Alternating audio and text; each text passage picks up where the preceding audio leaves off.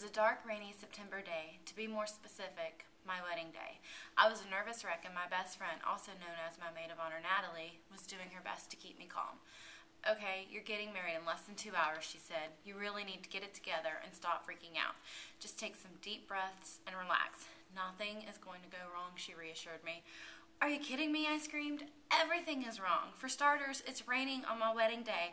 And I'm not just talking about a few sprinkles, Natalie. In case you haven't noticed, there's a tropical storm brewing right outside that window," I dramatized, pointing out the window. I cannot believe that my day started out to be such a great day. "Did I tell you about my morning?" I asked her. She shook her head no in response. I received a phone call from 1071 The Monkey. They just randomly called me, and I just so happened to answer the phone.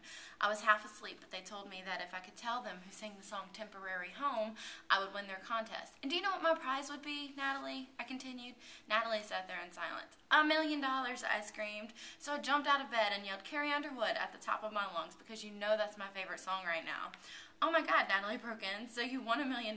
That's awesome. Why are you so stressed out today?" "I would feel fantastic," Natalie asked. "And why didn't you call me?" She said, slightly confused.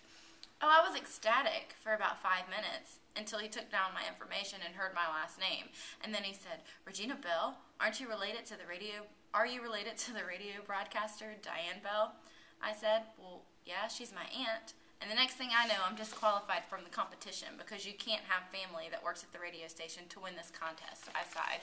"Oh, wow, that sucks," Natalie said. "I'm really sorry," she continued, trying her best to comfort me. "But hey, at least your aunt kept her word, and she's been playing your song on the radio. I've heard it like 3 times. "Oh yeah, about that. She got in big trouble and was told that she couldn't play my song anymore, and if she did, she'd lose her job. Her manager even went as far as to say people were calling and complaining," I cried.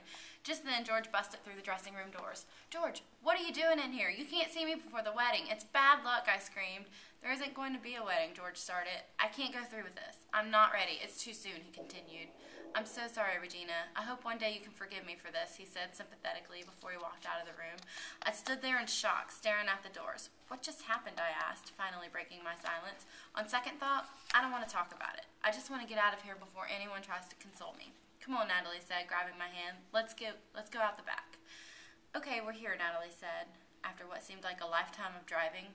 "Where the heck are we?" I asked, looking around groggily from just waking up. "This is where I like to go when I'm feeling down and depressed and just need some time to think," she answered. "This place can't be real," I gasped. As I looked around, I saw a unicorn eating chocolate-covered strawberries from a tree, cute little puppies, and the prettiest sunset I've ever seen in my life.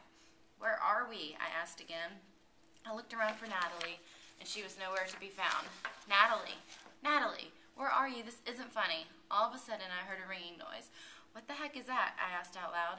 I looked down at my feet to see a phone. "This looks like my phone," I thought to myself, but it wasn't. "Hello?" I answered, unsure. "Regina?" the voice asked. "Yes," I said. "Regina, I am so sorry. Please forgive me. I was driving home and it just all hit me. I don't want to lose you. I love you. And remember that quote, 'Trying to forget someone you love is like trying to remember someone you've never met'? It is so true. Can you ever forgive me?" "Oh my gosh, of course I can, George. I love you too. But are you sure this is what you want?" I asked. "I've never been more sure of anything in my life," he answered and hung up. A huge sigh of relief washed over me as I sat there beaming. As I continued to sit there, eyes closed, thinking about how glad I was that I never changed my Facebook status back to single, that annoying ringing started again. Only this time there was no phone. I opened my eyes to see the love of my life standing over me. "Good morning, beautiful," said George, kissing me on my forehead. "That must have been some dream. I've been trying to call you for 30 minutes now." "Dream? It was a dream?" I asked, confused. "Oh my gosh, more like a comedy or a horror movie, only my life. It was horrible." George just smiled. "Are you ready to get married, my princess?" "Now that's the kind of ending I like," I answered, smiling.